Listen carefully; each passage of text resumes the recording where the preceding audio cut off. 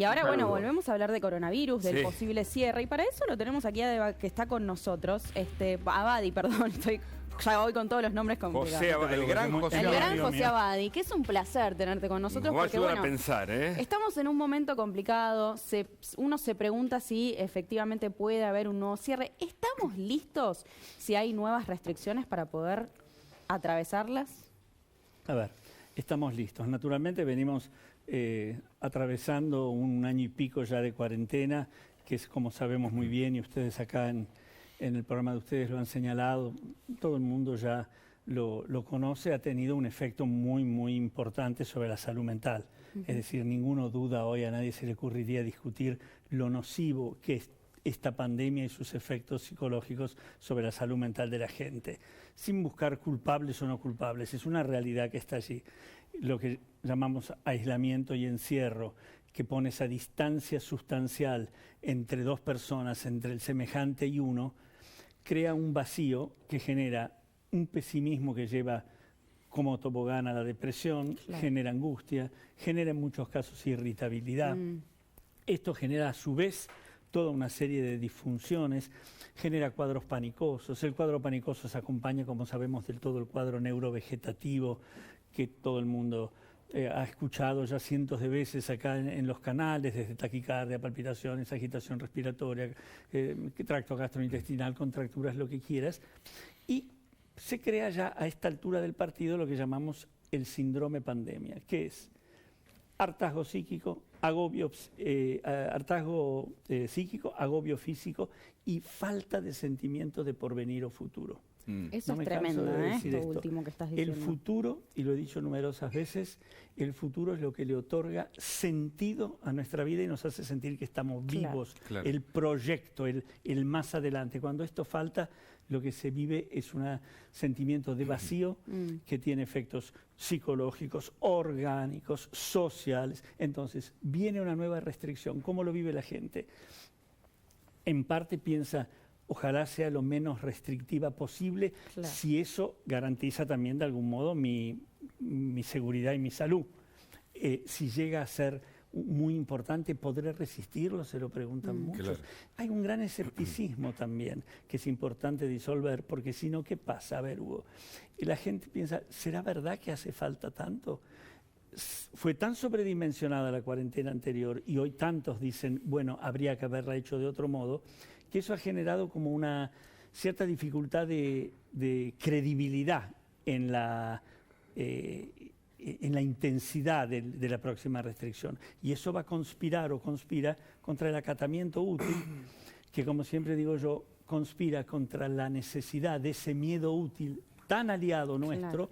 y favorece al pánico inútil tan enemigo nuestro. Claro, claro. En una Argentina que tiene la pandemia psicológica, si vos querés, previa a la pandemia Seguro. esta, ¿no? Es interesante, pero cómo evidencia todo este problema de la salud, de las vacunas y todo, Sí, sí, este sí. país donde parece que hubiéramos vuelto a lo que se llama en filosofía el paradigma de la inmunidad. Seguro. Uno contra otro, antígeno contra anticuerpo, o vos o yo. Qué dificultad que hay para integrar, qué dificultad que hay para lo que en economía se llama la globalización. Acá seguimos en el sistema inmunitario. Este que ataca, este que se defiende, este que ataca, este que se defiende. No podemos integrar.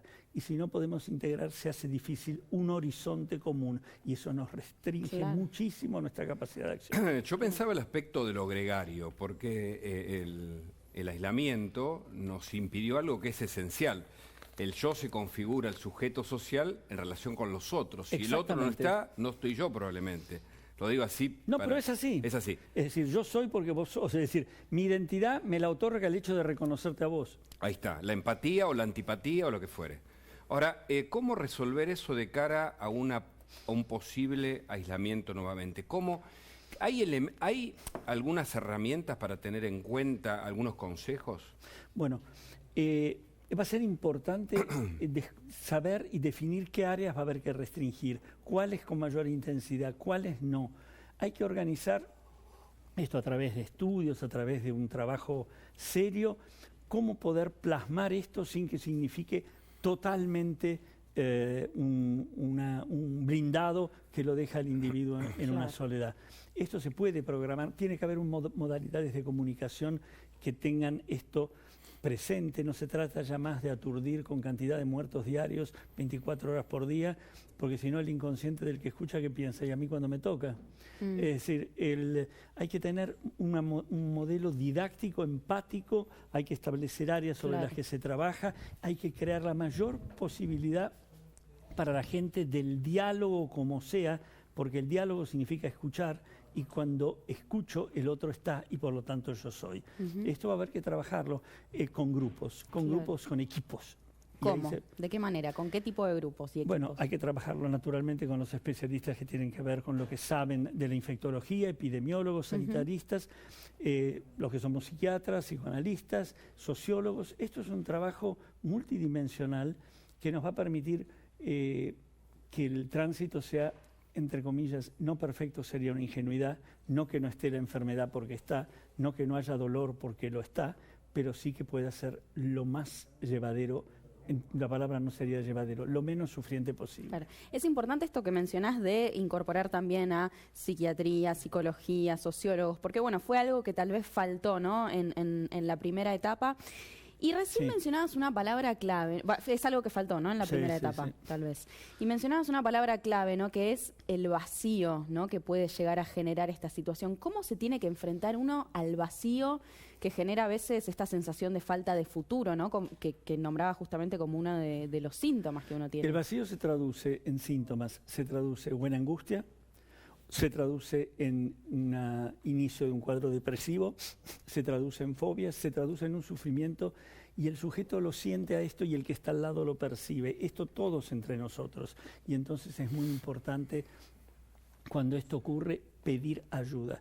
Bueno, ¿sabes qué importante que es que uno pueda pedir ayuda al otro? Lo bien que le hace al que se le pide ayuda y lo bien que le hace al que la pide. Claro. Porque establece que puente, vínculo. Al que se le pide ayuda sabe que él no es prescindible, tiene una razón de ser, existe para el otro. Y yo, que puedo sentir que el otro empatiza con mi lugar, no que me invade y me ocupa, sino que se identifica, me siento acompañado. Y una de las claves de lo que ustedes preguntan es poder crear situaciones en las que nos sintamos, distancia mediante, las cosas que ya sabemos de memoria, una capacidad de estar acompañados. Claro, yo le quiero dejar una pregunta para después, a ver si me ayuda. ¿Se puede adiestrar, se puede contener los pensamientos, nuestras capacidades intelectuales? ¿Se puede domesticar, entre comillas, a nuestro favor? Pero no me lo contesten un rato. Así es, nos vamos a una pequeñísima pausa. En instantes seguimos con más Especial Domingo, hablando con esta persona maravillosa que nos trae todo lo importante para poder afrontar esta nueva etapa, que ya veremos cuál será. Ya venimos.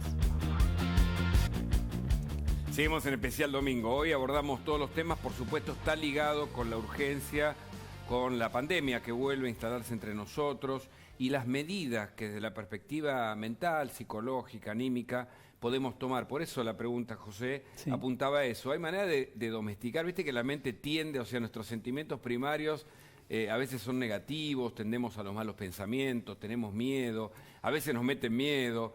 ¿Hay manera de trabajar eso para...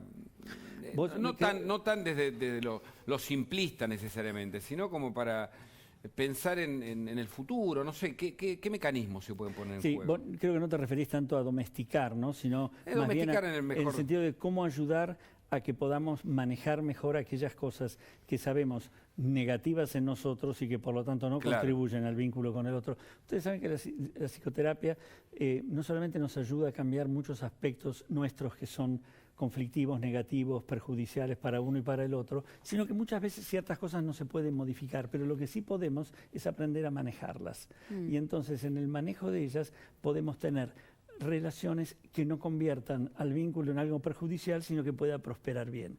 Lo que vos estás aludiendo, no es, cuando decís cómo se puede ayudar, es cómo podemos rescatar a la persona de que la angustia lo violente, que las noticias no sean escuchadas desde una predisposición o un prejuicio a ver qué es lo negativo que me van a decir, desde la necesidad de negar o minimizar, que no me deja protegido, sino que me deja expuesto.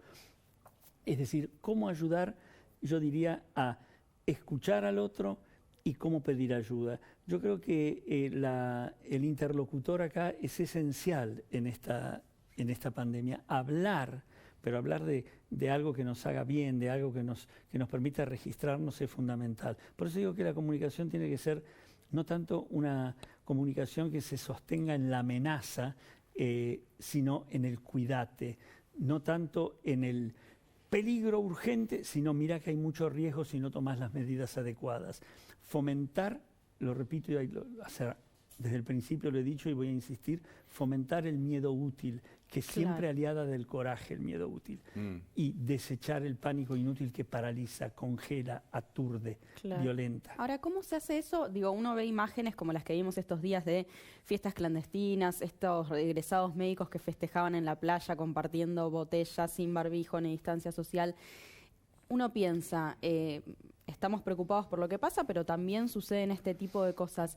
¿Qué es lo que pasa, no? Ahí en el medio que hace que uno de repente pierda tal vez la noción, ¿no?, de lo que está sucediendo.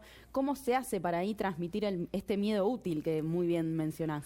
Sí, y no pasa una sola cosa, ¿no? Son distintas posibilidades, son muchas personas. En algunos, como te decía antes, niegan. No, esto no es grave, a mí no me va a ocurrir. Otros lo minimizan, bueno, es una sola vez. Otros tienen como una especie de rebeldía reactiva por un sentimiento de enojo frente al quedar como comprimidos mucho tiempo y bueno, basta. Claro. Otros, si vos querés, no tienen internalizada, y hay que hacerlo primero didácticamente y dos con controles, por supuesto, ¿no? La noción de que uno es un ser social, como decía Hugo al principio en una de las preguntas que me hizo, y somos porque vivimos en relación con el otro. Y si queremos ser comunidad, tenemos que tener en cuenta el registro de límites y derechos. Esto tiene que ver con eso. Si no estamos... Bueno, eso es lo que no hay en la Argentina en general. ¿Qué aprendió la humanidad? ¿Qué aprendimos con esta pandemia, con este coronavirus? ¿Aprendimos, aparte de Zoom? ¿Qué aprendimos y qué podemos aprender si nosotros hacemos de esto el esfuerzo de entenderlo, trabajarlo, elaborarlo? Porque las cosas no vienen por generación espontánea. Naturalmente esta crisis va a dejar, si vos querés, consecuencias importantes en muchos sentidos, desde lo que yo decía como lo nocivo a la salud mental, podrá crear ansiedades, miedo a la repetición, fobias, habrá que salir de cuadros depresivos, en fin, vamos a tener que trabajar con bastante patología. Pero podemos, perdón que te interrumpa, Huguito, pero también tenemos la posibilidad, si lo trabajamos bien, de reconociendo que ya no somos omnipotentes ni invulnerables como queríamos creer en esa posmodernidad que nos hacía pensar que estábamos cerca de los dioses del Olimpo. La humildad de que somos vulnerables y de que tenemos que aprender a cuidarnos. Pero algo más, es verdad que esto es un virus, es verdad que nos sacó de la... Nosotros hablábamos en psiquiatría, en psicología, de que vivíamos en una patología de la positividad hasta ahora. ¿Cuáles eran los problemas? El problema era burnout, ¿no? Agotamiento, depresión, eran todos problemas que venían por el exceso. Esto de nuevo nos puso en un paradigma anterior. El enemigo que viene afuera, nosotros y la oposición, el enfrentamiento. Lo que no tenemos que olvidar es que nosotros no somos ajenos a esto. Parte de esto sabemos sus causas, partes no, pero nos han dicho, y nos lo dicen hace rato, que tenemos que cuidar nuestro lugar en la naturaleza. No somos ajenos al orden natural, nosotros también pertenecemos al mismo. Cambio climático, cuidado. Nosotros tenemos que ver con el mundo en que vivimos y a lo mejor tenemos que aprender a crear condiciones que favorezcan la salud y no que potencien eventuales enfermedades. Pero digo, nos hizo, vos en tu consultorio, ¿qué ves? Personas más atemorizadas, más solidarias, más individualistas. ¿Cuáles serían algunas conclusiones que vos mismo como profesional de la salud mental ves? Y ves no una sola cosa, Hugo, vos lo sabes muy bien. Ves gente que viene muy angustiada, hay gente que viene, muchas consultas son cuadros panicosos, muchas consultas tienen que ver con gente muy capaz, pero que de repente tiene una organización de una fantasía conspirativa que está ligada al cuadro panicoso y hay que ubicarla en la realidad. Pero también vemos gente que empezó a tener conciencia porque esto lo desnudó de la necesidad del otro. Esto puso sobre el tapete algo de una verdad que estaba y que uno quiere mirar para otro lado, y es cuánta pobreza, cuánta miseria y cuánto trabajo que está esperando el ciudadano, nuestro conciudadano, ¿no? José Abadí, muchísimas gracias por hablar con nosotros, un placer escucharlo. Un placer. Seguimos, ¿no? Seguimos hablando, ¿no?